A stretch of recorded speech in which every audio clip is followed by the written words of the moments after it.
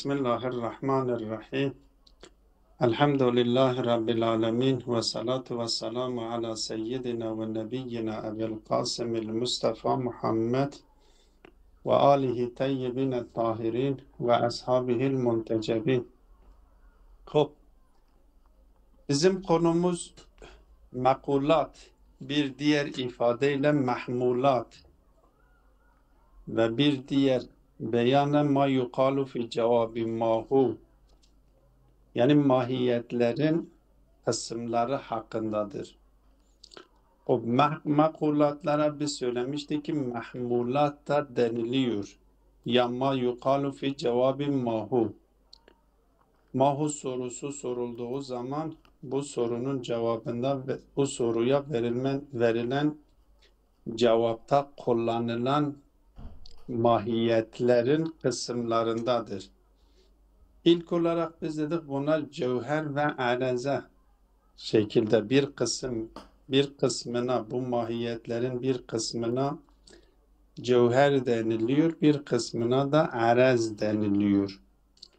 Elbette cevherle arez arasındaki farkı da dün işaret etmiştim. Özetle hatırlatıyorum. Cevher mefhum-i mahuvidir, arez ise mefhum-i felsefidir. Mefhum-i mahuvi ile mefhum-i felsefi arasındaki farkı da dün söylemiştim. Genel anlamda Müslüman filozoflar mefhumları üç kategoride değerlendiriyorlar. Mefhumları da diyebiliriz, mahiyetleri de diyebiliriz. Mefhumlar üç kategoride değerlendiriliyor. Bir kategoride yer almış olanlara mefahim-i mahuvi deniliyor. Bir kısmına mefahim-i felsefi deniliyor. Bir kısmına da mefahim-i mantıki deniliyor. Mefahim-i mahuvi diğer ifadeyle de mefahim-i evveliye deniliyor. Mefahim-i mantıki ile felsefi ise saneviyedir. Mefhum-i cevher mefhum-i mahuvidir. Onun için cevherin altında yer alan kısımlar kelimenin altında yer alan kısımlar gibidir. Biz kelimeyi kısımlandırdığımız zaman diyoruz kelime ya isimdir, ya fiildir, ya harftir. Ve bu kelimenin kendisi isim, fiil, harfin zatında söz konusudur. Dolayısıyla harf taksim edilirken kelime bunlar için cinstir. Cevher de aynı şekilde cevherin altında yer almış olan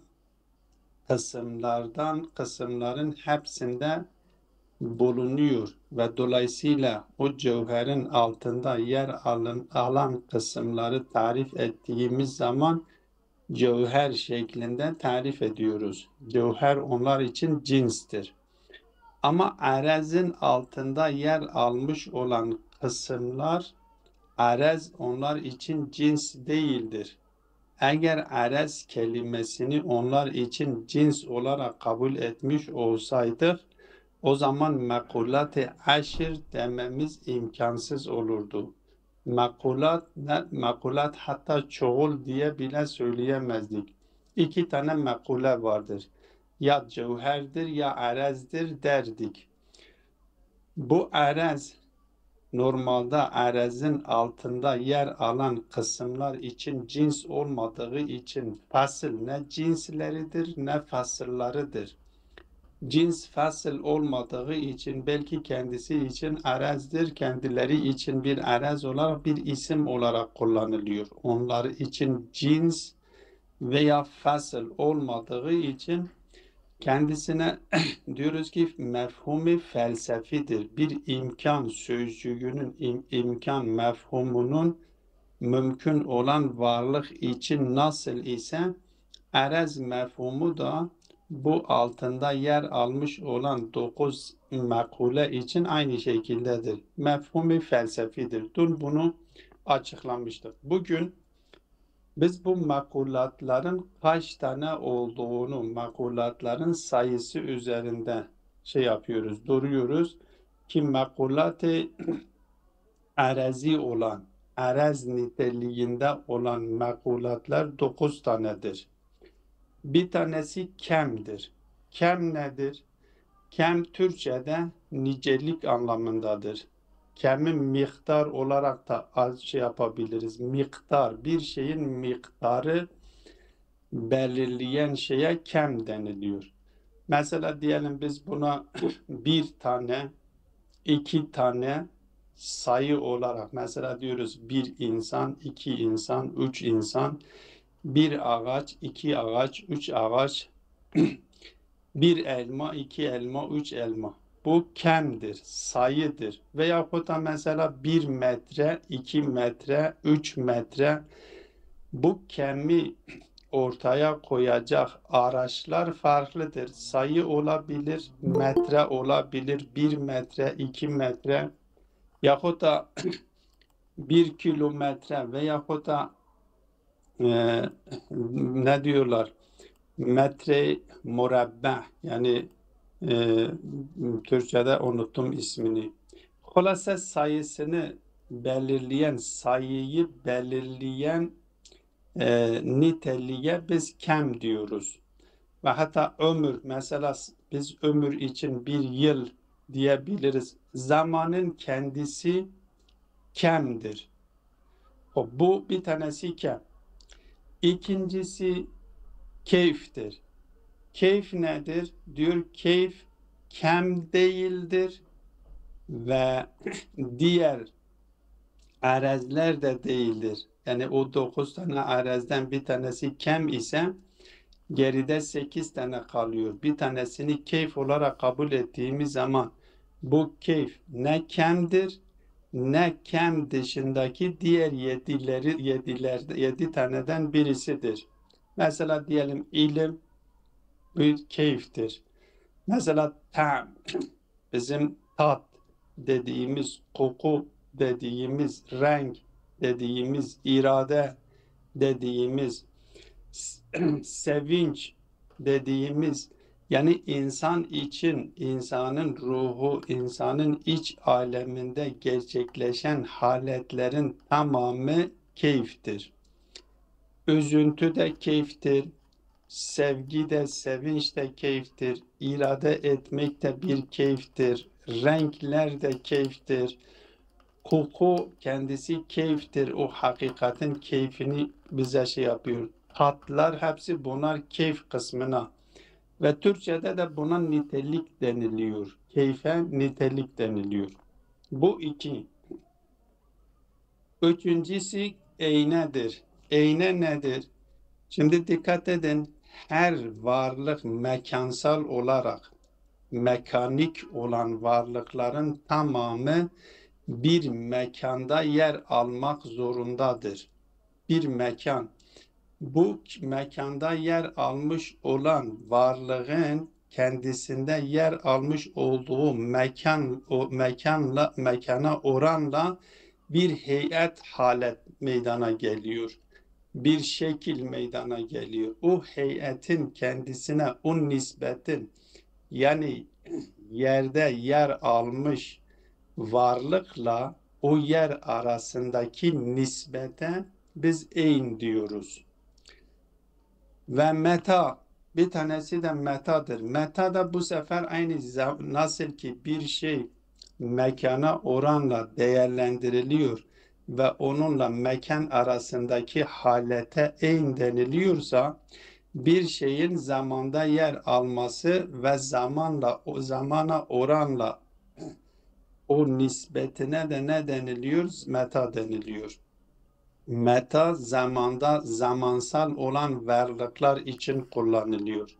Nasıl ki eyn mekanda mekanik olan mekanda yer alan şeyler için kullanılıyor. Dolayısıyla bu kullandığımız bunlar hepsi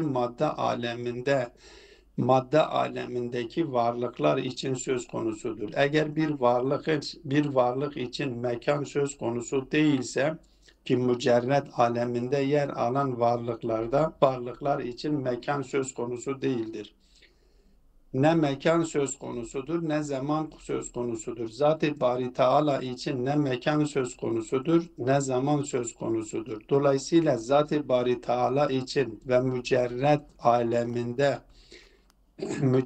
aleminde var olan varlıklar için mekan ve zaman söz konusu olmadığı için onlar için eyn diye bir şey söz konusu değildir.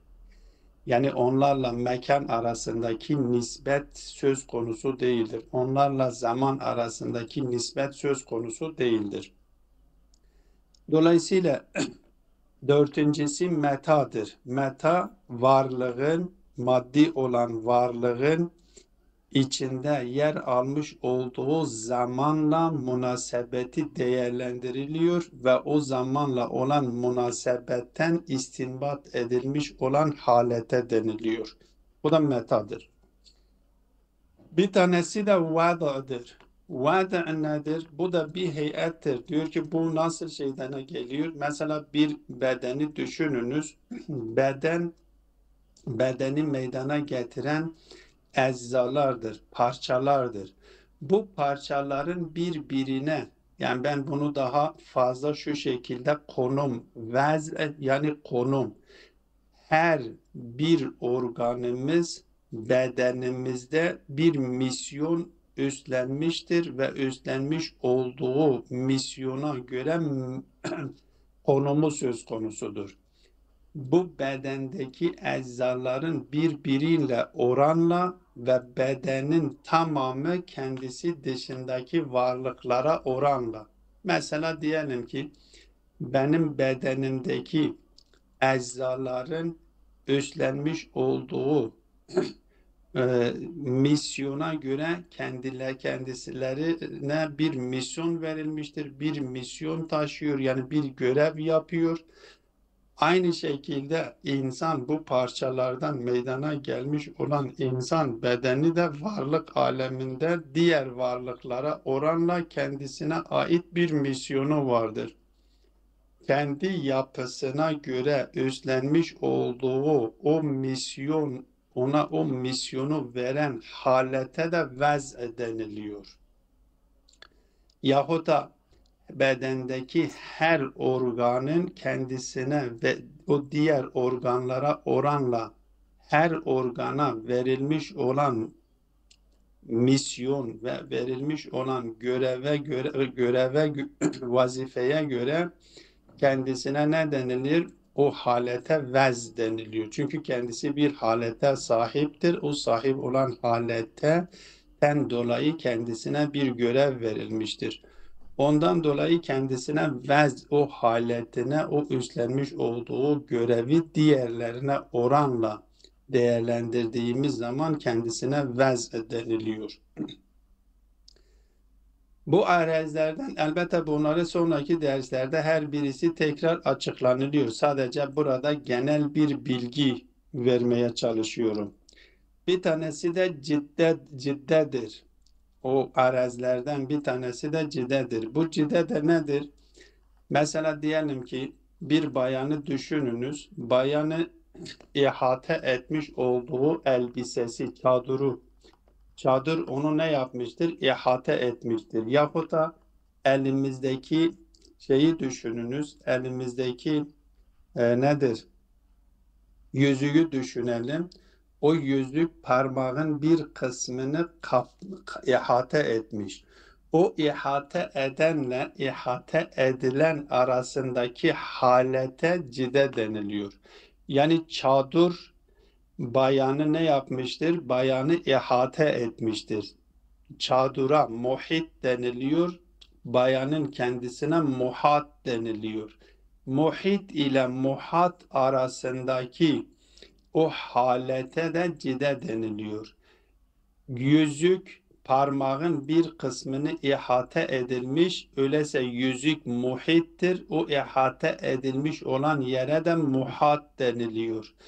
Bu ihate edilmiş, ihate edenle ihate edilmiş, yani muhitle muhat arasında bir münasebet vardır. O münasebete ne deniliyor? Cide deniliyor. Aynı şekilde cübbe. Mesela bizim alimlerimiz genelde cübbe yapıyorlar. Cübbe giyiyorlar. Elbiseyle genel anlamda diyebiliriz. Elbise insanın bedenini ihate etmiştir. Beden muhattır, elbise muhittir. Beden elbise ile beden arasındaki o ilişkiye, o münasebete cide deniliyor. Ya hatta genel anlamda ruh ile beden arasında. Bak ruh bedeni ihate etmiştir. Ruh muhittir, beden muhattır. Ruh Hocam yani afwan bu zarf mazruf meselesine girmiyor değil mi yani? yok, zarf mezruf meselesine Oraya girmiyor. girmiyor değil mi? Yok yok. Sadece Ona ruh benziyor ama değil mi biraz? ha, bir benzerme vardır. Biraz Ha. benzeme var oraya. Evet. Şey gibi ruhla beden gibi ruh Ruhla beden. bedeni ihate etmiştir. Biz demiyoruz ya biz diyoruz ki ruh bedendedir. Yani Öyle sanki diyoruz. beden ihate etmiş. Öyle Evet. değildir. Evet. Ruh bedeni Ruh ihate bedeni etmiş. ihade ediyor. Böyle. Aynen. Hı. Ruh muhittir, beden muhattır. Daha bir genel anlamda Zat-ı Bari Teala ile yaratıkları arasındaki Hı. ilişki. Böyle. Bu da cide şeklindedir. Yani He. Zat-ı Bari Teala varlık alemini ihate etmiş ve Zat-ı Bari Teala'nın Zat-ı Bari Teala muhittir, varlıklardan muhattır. Hı. Bu Zat-ı Bari Teala ile varlık yaratılmış olan varlıklar arasındaki münasebete de cide diyoruz. Hop, bu da cide. Hı. Hop, vel izafetu bir tanesi de izafedir. İzafe de nedir? Bu İki şey arasında tekrarlanan nispete deniliyor. Mesela diyelim ki Zeyd Amr'ın kardeşidir. Amr de Zeyd kardeşidir. Hı. Fevk aşağıya yönelik. Evet. Fevktur Oran, aşağıda. oran mı diyoruz Türkçesi mi diyorsun? He? Oran yetiyor mu hocam? Oran kelimesi. Oran bilmiyorum. Karşılıyor mu, karşılamıyor mu bilmiyorum. Şey yapamıyorum. Yani onu kesin bir şey söyleyemiyoruz. Evet. Yani her halükarda iki yani tekrarlanan nispete deniliyor.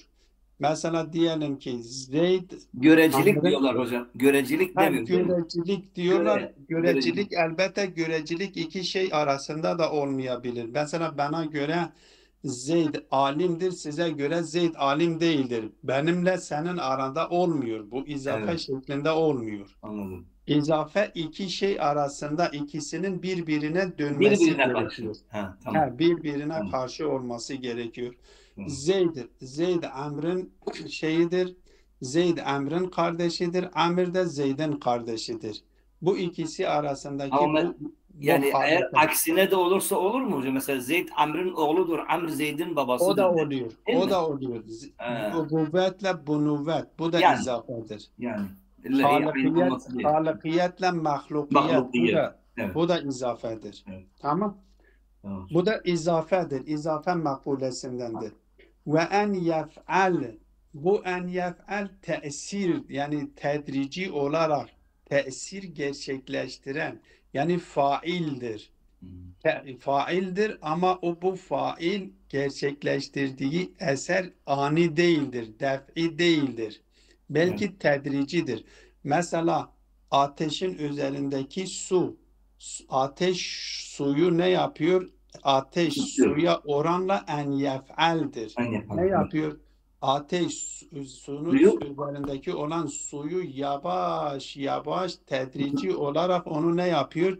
Ona tesir tutuyor. bırakıyor. Evet. Onu ısıtıyor. Ve Evet. en yenfeil de bunun tam zıddıdır. Zıddı. Suyun ateşten tesir görmesi gibidir. Hı. Yani en yef'al etkendir. En Evet. yenfeil edilgendir. Edilgen. Dedi. Edilgenlik yani. Bu da en yenfeildir. Evet. Hop. Bu dokuz tane şeydir. Hâzâ ma aleyhil maşşâûne min adedil mekulat.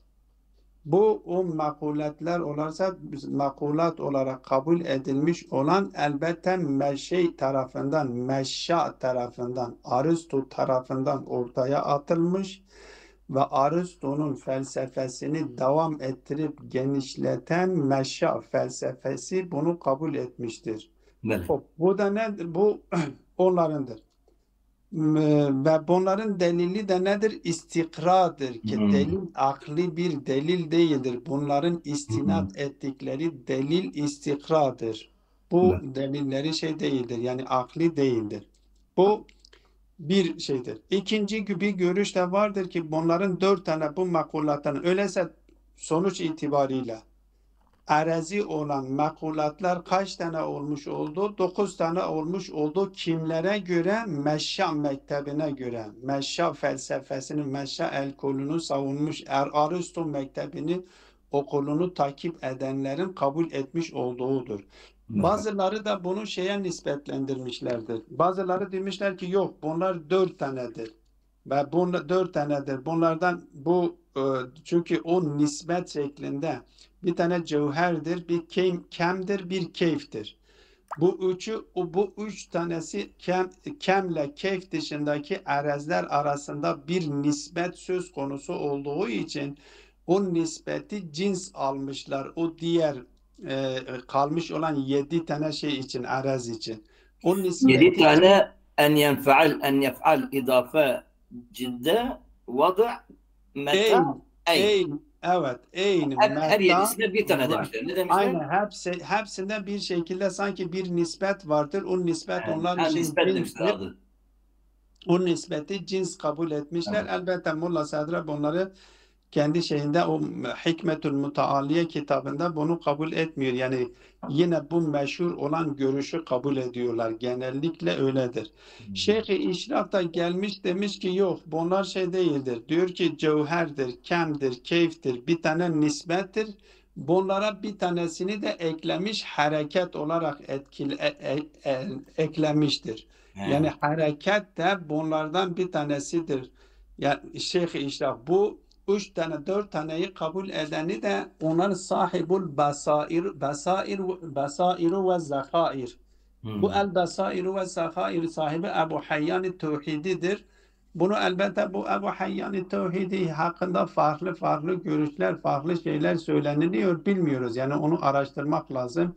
Özellikle İbn Cevzi onun hakkında bazı şeyler, bazı tabirler kullanmış. Çok ağır tabirler kullanmış. Hani Müslüman mı değil mi anlamda?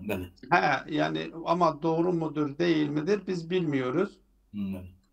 Kendisi hatta eğer ben bulabilirsem kendisi şey yapıyor diyor Kale Ebul Ferec İbnül Cevzi Zanadikatul İslam thalathetun İbnü Ravendi Ebu Hayyan Tevhidi ve Ebul Alal Ma'ri midir? Ma'arri. Ma'arri değil mi? Ma'arri. Onlar diyor ki bu zanadik olarak nitelendirmiştir. Elbette Ebu Ferec İbni Cevzi bunu söylüyor. Onun iddiasıdır.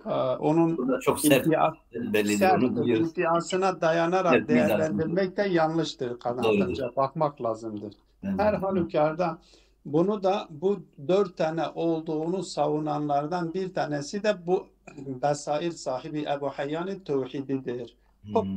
Bu ibareyi tatbik edelim. Herhalde başka bir şey yoktur. Allame Tabai bunları şey yaptıktan sonra en son olarak diyor ki şeydir. Ben bu konuları bunların hepsini tabii konu bu nedir? Mekulat hakkındaki konular çok geniş, çok uzundur ama ben bu kitapta özetlemeye çalışırım ve farklı görüşler vardır. Ben de kısa bir şekilde diğer görüşlere de işaret ediyorum. Evet başlayalım. Vel makulatu tis'ul aradiyye hiye el kemu vel keyfu vel eynu ki hepsini açıkladım. Vel meta vel vad'u vel cide vel idafetu ve en yef'al ve en yenfa'il. Hâdâ ma aleyhil meşşâûne min adedil makulat. Bu meşyalların savunmuş olduğu makulatlardan aras kısmı olanlar. Cevherleri burada zaten saymamış. İkinci fasılda bu cevherleri sayacak. Ve müsteneduhum fi el istikra'u. Bunların delili de burada nedir? İstikradır. Yani akli delil yok. Burada sadece istikra araştırmışlar, düşünmüşler, üzerinde düşünmüşler, araştırma yapmışlar. Bunlar dışında başka bir şey bulamamışlardır. وَذَهَبَ بَعْضٌ ila enneha erbaun. Bazıları da demişler ki bunlar makulatlar elbette. Sadece arezler değil. Makulatlar bizden ba'duhumdur ya Erba. hocam. Ve zehebe He? ba'duhum ve zehebe ba'dun değil. Ve zehebe Ha ba'duhum.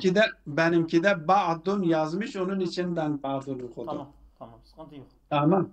Ve zehebe ba'dun ila ya ba'duhum, yani ba'duhum daha doğrudur aslında. Ba'da yanlış değildir yani. Yok, yanlış değil hocam. Değil. He, yanlış değildir. Onun Yok. için ben şey yapmadım. Yok, problem yok. وذهب بعضهم إلى أنها أربع بجعل المقولات النسبية وهي المقولات السبع الأخيرة.